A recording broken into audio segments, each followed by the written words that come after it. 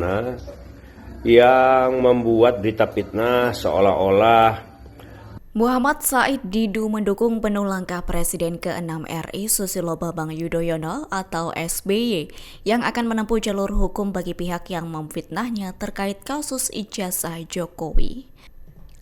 Pernyataan itu disampaikan birokrat senior tersebut melalui cuitannya di media sosial X pada Rabu 31 Desember 2025. Sebagai informasi, politikus Partai Demokrat Andi Arief menyebut SBY cukup terganggu dikaitkan dengan kasus dugaan ijazah palsu Jokowi. Sebab SBY dituduh berkolaborasi dengan Ketua Umum PDIP Megawati Soekarnoputri untuk memunculkan isu ijazah milik Jokowi adalah palsu. Lantas Andi menegaskan bahwa tuduhan itu tidak benar. Terkini ia mengatakan hubungan SBY dan Jokowi baik-baik saja.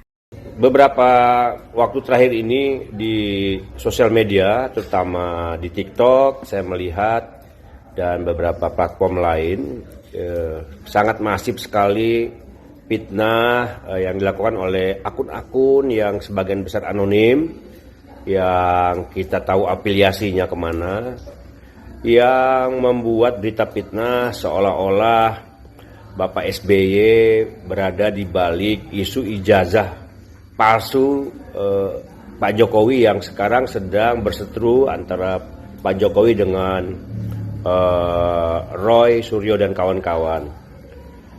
Ini tentu sangat mengganggu. Saya bertemu dengan Pak SBY beberapa hari lalu. Pak SBY cukup terganggu dengan isu ini karena tidak benar yang disebutkan bahwa Pak SBY berada di balik isu ijazah palsu ini, atau bahkan disebut Pak SBY berkolaborasi dengan Ibu Megawati dalam mengungkap soal ijazah palsu Pak Jokowi ini. Jadi sama sekali itu nggak benar. Hubungan Pak SBY dengan Pak Jokowi juga selama ini baik.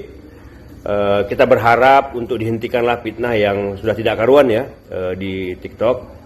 Pak SBY sekarang ini day to day politiknya itu sudah banyak di melukis, kemudian juga seni-seni lainnya, kemudian persiapan poli, berkunjung ke daerah, banyak di Pacitan, kemudian hari-hari politik di partai kan sudah banyak dipimpin oleh Pak Mas Ahaye.